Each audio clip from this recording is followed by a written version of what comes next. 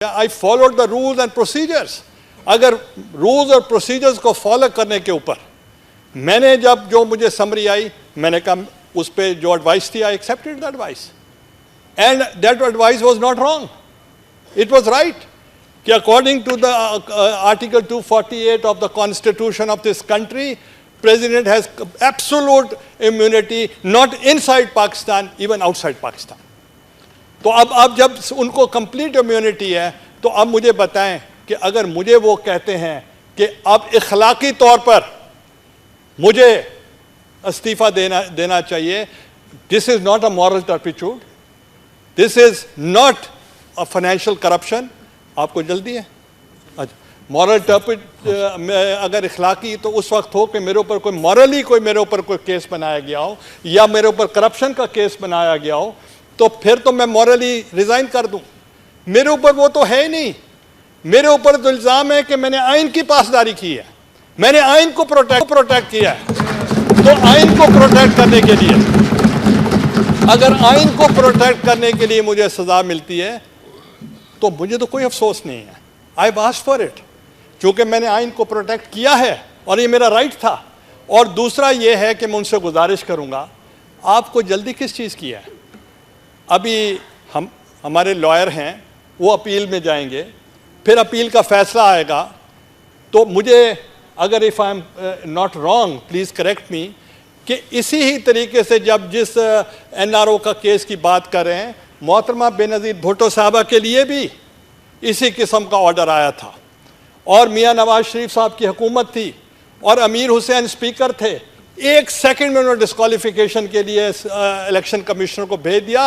ये तो गैरतमंद था, वो जस्टिस कदीर थे या कौन थे, he rejected and Benazir Bhutto she was not disqualified.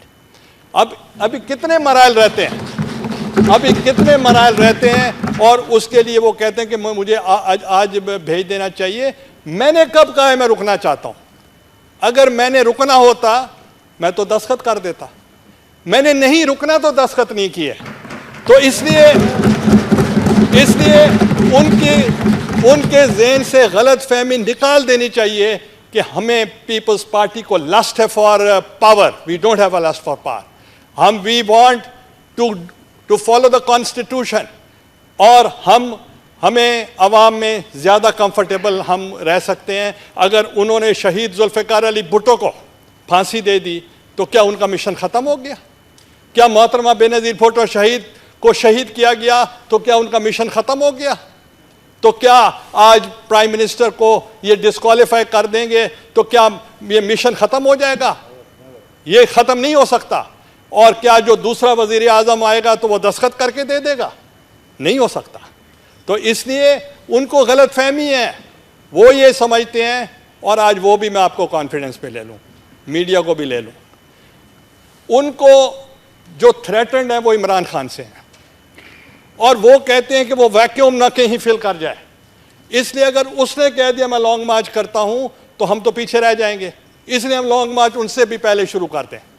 तो मैं उनसे कहना चाह रहा हूं कि भाई आपसे तो फिर इमरान खान ने कोई बेहतर बयान दे दिया कि अभी तक तो उनकी अपील बाकी है, जब उनकी फाइनल डिसीजन आए तो फिर आप कर दें, मगर उस वक्त तक हम इंतज़ार करेंगे। ये कहते उस वक्त तक भी हम इंतज़ार नहीं करते, हम अभी भी नहीं मानते।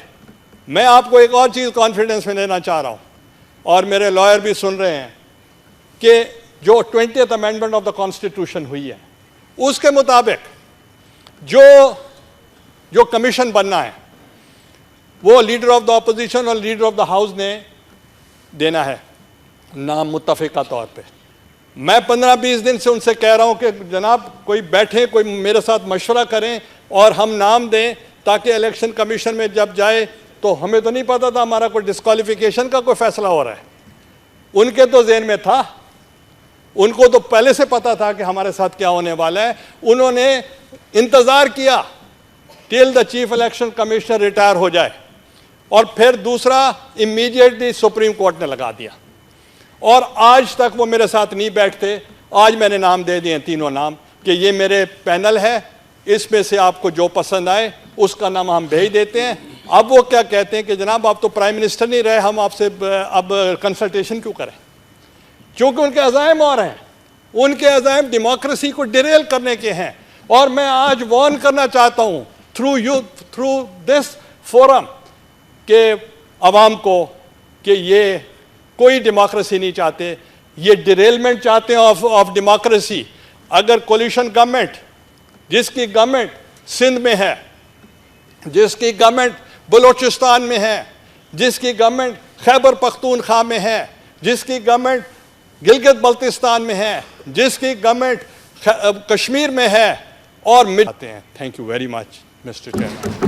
वज़ीर आज़म पाकिस्तान सेनेट में खिताब कर रहे थे। सेनेट का इजलास जारी है। चेयरमैन सेनेट नैयर हुसैन बुखारी की ज़ेर सदारत वज़ीर आज़म ने कहा कि उनका कसूर सिर्फ यह है कि वो आइन की हिफाजत कर रहे हैं। इसके साथ साथ वज़ीर आज़म पाकिस्तान सैयद यूसुफ रज़ा गिलानी की तोपों का रुख एक मरतबा फिर मुस्लिम लीग नून और मियां मोहम्मद नवाज शरीफ की जानिब था।